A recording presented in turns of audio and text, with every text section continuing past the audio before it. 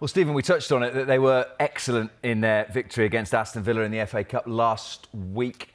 How confident would you be that they will be able to produce something similar again this Monday night? Not very.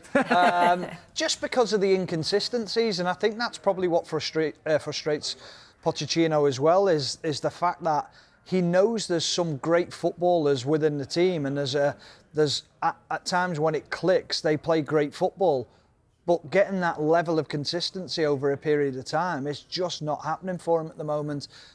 It didn't happen under the previous two regimes as well. So he has got his work cut out to change the mentality in the changing room. And that's why I'm not sort of sat here going, oh yeah, they'll win, they're back to the best, and that's where they're at. Because you can be made to look stupid by Chelsea. I know you can be made to look stupid by a lot of teams, but especially Chelsea, and the way that they play at the moment is that they're so hot and cold, and that's where Pochettino needs to try and change that.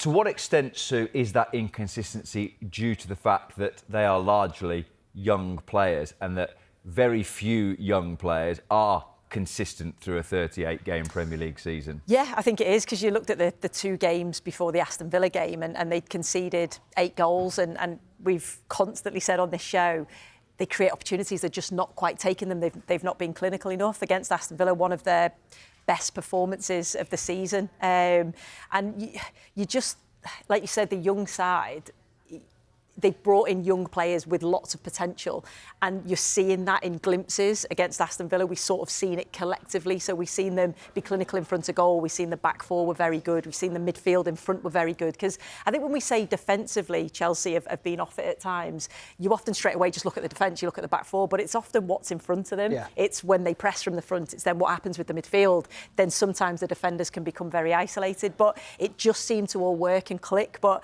I'd be the same as Stephen. I couldn't then go, oh, I think they're going to win tonight convincingly because of that performance, because we are just seeing those up and down. So they are a work in progress. Pochettino knows that. But you just hope that they can continue to build from there, because they've got a lot of good players with potential, and like I say, we're seeing it on maybe an inconsistent basis. I think that's the big thing at Chelsea. They've got a lot of potential. But you just wonder whether the ownership will see that and how long they'll see that as well. But they've got to know that football's a different game to American football or baseball or basketball. You do need that experience throughout the span of your team to help the players around you. And they will be a better team for it next year. Yeah. But that's no good to the Chelsea fans now. It's no good to the ownership or Pochettino. Everything's about the here and now. You don't get time to build for 2 years' time or 3 years' time. But effectively, that's the way Chelsea's ownership have set this club up now, is to be successful in 3 or 4 years' time, but yet they still want it straight away. Yeah. You can't have both. Well, that's the question, I guess, then, Sue. Do you think that the owners understand the consequence of the squad that they have built? Therefore, if you are going to make most of your signings early 20s, you cannot expect them to be the next Man City within the space of 2 months. Well, you hope so, because when you do that, a manager is going to need time and is going to need patience, because with all of the change that was happening off the field, with all of the ins and the outs, and we know that Pochettino likes to work with a relatively small squad. The fact that he had so many players, so he's had to get rid of some players that he didn't want to use. He obviously wanted to keep those players that he had. So I think as an ownership, you've got to sort of say, well, OK, we are going to have good days like the Aston Villa game. We might also have days where we're conceding goals and not scoring goals. So you hope that that's the case, but whether it will be, I'm not sure. But it's a really interesting one, Stephen, isn't it? Because Pochettino was talking there about the fact that he maybe wasn't feeling the love entirely from the fans, and he was maybe that he had the respect but not the love. But the one thing that Chelsea fans have become used to, actually, is winning. Even if the season's not going very well, Roberto Di Matteo arrives and suddenly wins a Champions League. Thomas Tuchel jets in and wins a Champions League. So sometimes, even though the season looks a bit of a mess, there's very often a trophy at the end of it. Yeah, and he'll be hoping for that in the Carabao Cup against Liverpool. He'll be thinking, if I can get a trophy in the cabinet in my first season, that's a success within itself. And that then gives him a little bit of time to prove to people that he can bring success to the football club.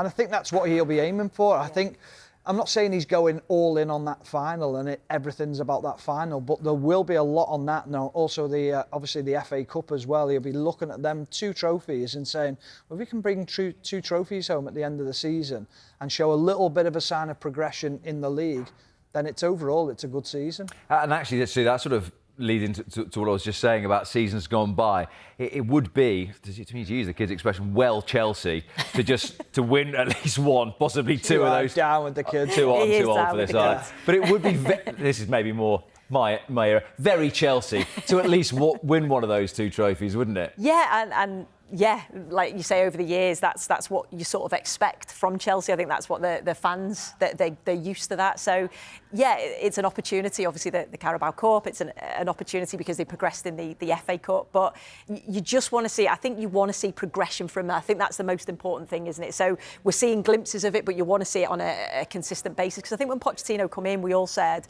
oh, he's the right man for this because he's good at working with young players and developing them. But we'd sort of seen it in moments, but maybe not enough. I think we wanted to see more of it. So it was always going to be difficult. It was always going to take time. And we'll see what happens tonight to see if they can maybe build some momentum. It's funny, though, that phrase that Sue used there, we'll see what happens tonight. And you always get the picture that he probably thinks, well, we'll see what happens tonight, because he can't be sure. What can Mauricio Pochettino do as a manager to try and be as sure as possible that he'll get something similar to Villa Park last week tonight at Selhurst Park?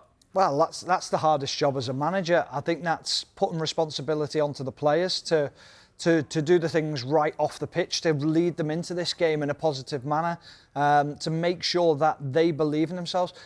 Perhaps we talked about the word before, complacency. Don't be complacent to think that you're just suddenly in a great place. You've got to work hard to be in a great place, and I think that's what Chelsea need to do.